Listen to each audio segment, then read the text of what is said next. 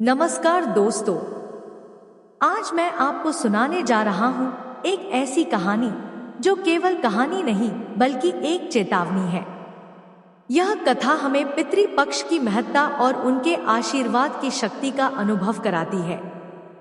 पितृपक्ष केवल एक धार्मिक अनुष्ठान नहीं बल्कि हमारे पूर्वजों के प्रति कृतज्ञता और सम्मान का प्रतीक है।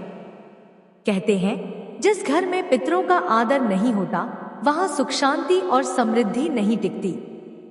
तो आइए सुनते हैं यह चेतावनी भरी कहानी। कहानी एक छोटे गांव से शुरू होती है जहां लोग हर साल पितृपक्ष में तर्पण, श्राद्ध और दान करते हैं। एक परिवार है रामनाथ जी का। वे बहुत ही धार्मिक और कर्मठ किसान हैं। हर साल पूरे नियम से पितृपक्ष करते हैं। उनका बेटा विजय शहर जाकर नौकरी करने लगता है और धीरे धीरे आधुनिक जीवन में अपने संस्कारों को भूल जाता है। रामनाथ जी समझाते रहते हैं कि बेटा, पितरों का श्राद्ध जरूर करना। लेकिन विजय कहता है, अब जमाना बदल गया है पिताजी, ये सब अंधविश्वास है। गांव में लोग उसका मजाक उड़ाते हैं कि पढ़ लिख कर अपनी जड़ों को भूल गया। पितृपक्ष आता है लेकिन विजय श्राद्ध नहीं करता। अचानक उसके जीवन में अजीब घटनाएं होने लगती हैं। नौकरी में समस्या, घर में कलह, स्वास्थ्य बिगड़ना, धन की हानि। सपनों में वह अपने दादा दादी को देखता है जो उससे नाराज दिखाई देते हैं। उसकी पत्नी सावित्री कहती है, शायद ये सब पितरों के रुष्ट होने से हो रहा है। विजय हंसकर टाल देता है, लेकिन घटनाएं और भयावह होती जाती हैं। एक दिन विजय का छोटा बेटा बीमार हो जाता है और डॉक्टर भी कारण नहीं समझ पाते। विजय मजबूर होकर गांव के पंडित जी के पास जाता है। पंडित जी बताते हैं, पितृपक्ष में पितर धरती पर आते हैं। यदि उन्हें याद नहीं किया जाता तो वे नाराज होकर वंशजों को कष्ट देते हैं। गांव की सभा में पंडित हरिदास ने विस्तार से कर्ण की कथा सुनाई। गांव के लोग मंत्रमुग्ध होकर सुनते रहे और विजय तो जैसे अपने ही जीवन की परछाई उस कथा में देखने लगा। महाभारत का महान योद्धा कर्ण अपने दान के लिए प्रसिद्ध था। लोग उसे दानवीर कर्ण कहते थे। उसने कभी किसी याचक को खाली हाथ नहीं लौटाया।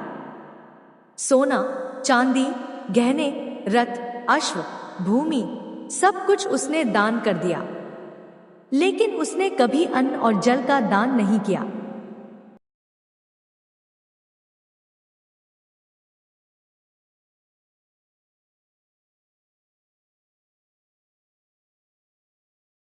क्यों? क्योंकि उसे लगता था कि सोना, चांदी और कीमती वस्तुएं ही सबसे बड़ा दान है। अन्न को वह साधारण मानकर कभी दान नहीं करता था। जब युद्ध में कर्ण की मृत्यु हुई तो उसकी आत्मा पितृलोक पहुंची। वहां उसे सोने चांदी के पहाड़ मिले। चमकदमक से सब भरा था। लेकिन जब उसने अन्न मांगा तो एक भी दाना नहीं मिला। उसने जल मांगा तो एक बूंद भी नहीं मिली। तब वहां के देवदूतों ने कहा, कर्ण, तुमने जीवन भर अन्न और जल का दान नहीं किया, इसलिए यहां तुम्हें वही मिलेगा जो तुमने दिया, सोना और चांदी। लेकिन इससे भूख प्यास नहीं मिटती। कर्ण आश्चर्यचकित रह गया। उसने हाथ जोड़कर पितरों से प्रार्थना की, यदि मैंने जीवन में गलती की है तो मुझे अवसर दीजिए। मैं अन्न और जल का दान करना चाहता हूं।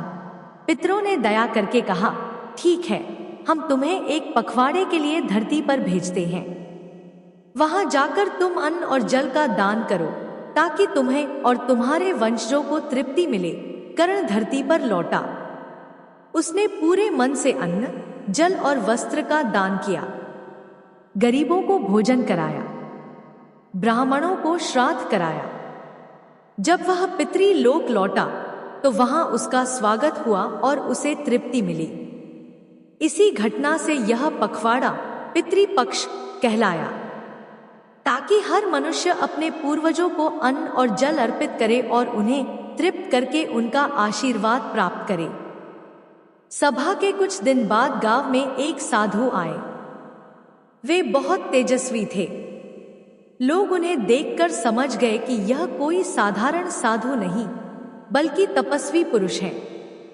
गांव वालों ने उन्हें आदरपूर्वक बैठाया। विजय भी वहां पहुंचा। साधु ने मुस्कुराते हुए कहा, बेटा, तुम्हारे मन में अभी भी प्रश्न है, क्या सचमुच पितरों को अन्नजल पहुंचता है? क्या सचमुच वे हमें आशीर्वाद देते हैं? विजय ने सिर झुका लिया। साधु ने कहा, तो सुनो एक दृष्टांत। बहुत समय पहले की बात है। एक नगर में एक धनी सेठ रहता था। उसने जीवन भर खूब दान किया, सोना, वस्त्र, मंदिर बनवाए, लेकिन उसने कभी अपने पितरों का श्राद्ध नहीं किया। उसे लगता था कि यह सब व्यर्थ है। जब उसकी मृत्यु हुई और आत्मा पितरी लोक पहुंची, तो वहां उसके पितर खड़े थे। वे उससे रुष्ट होकर बोले, तुमने हमें कभी स्मरण नहीं किया। तुमने हमें जल का एक अर्घ्य तक नहीं दिया।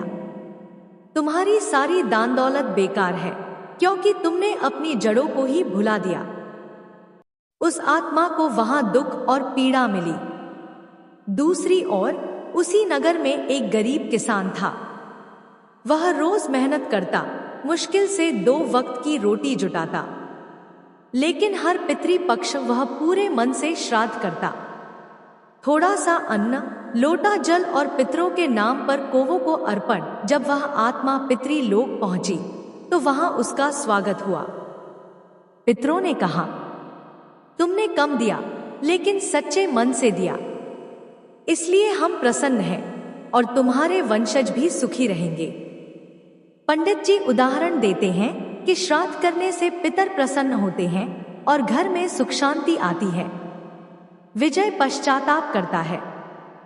पितृ पक्ष के अंतिम दिन वह पूरे विधि विधान से श्राद्ध, तर्पण और ब्राह्मण भोजन कराता है। अन्न, वस्त्र और दान गरीबों को देता है। रात को वह अपने सपने में देखता है कि उसके पितर आशीर्वाद दे रहे हैं। धीरे धीरे घर की समस्याएं खत्म हो जाती हैं। नौकरी में उन्नति होती है, बच्चा स्वस्थ हो जाता है। विजय अब हर साल पूरे श्रद्धा भाव से पितृ पक्ष करता है और दूसरों को भी यही शिक्षा देता है। दोस्तों, यह कहानी हमें यह सिखाती है कि पितृ पक्ष केवल परंपरा नहीं, बल्कि हमारे पूर्वजों के प्रति सम्मान और कृतज्ञता का अवसर है। अगर हम अपने पितरों को भूल जाते हैं, तो वे भी हमें भूल जाते हैं, और अगर हम उनका आदर करते हैं, तो उनका आशीर्वाद हमारे जीवन को सुख शांति और समृद्धि से भर देता है। तो इस पितृ पक्ष पर आइए हम सब मिलकर अपने पितरों को स्मरण करें, उनका तर्पण करें और उनसे आशीर्वाद प्राप्त करें। धन्यवाद। दोस्तों, अगर आपको यह वीडियो पसंद आई हो तो इसे लाइक जरूर करें। अपने विचार हमें नीचे कमेंट करके बताएं, ताकि हमें पता चल सके कि आपको हमारी कहानियां कैसी लग रही हैं। और हाँ, इस वीडियो को अपने दोस्तों और परिवार के साथ शेयर करना बिल्कुल न भूलें। अगर आपने अभी तक हमारे चैनल को सब्सक्राइब नहीं किया है, तो तुरंत सब्सक्राइब करें और साथ ही बेल आइकन दबा दें, ताकि हमारी अगली रोचक वीडियो की नोटिफिकेशन सबसे पहले आपको मिले। आपका बहुत बहुत धन्यवाद वीडियो को अंत तक देखने के लिए। मिलते हैं अगली नई और दिलचस्प कहानी में।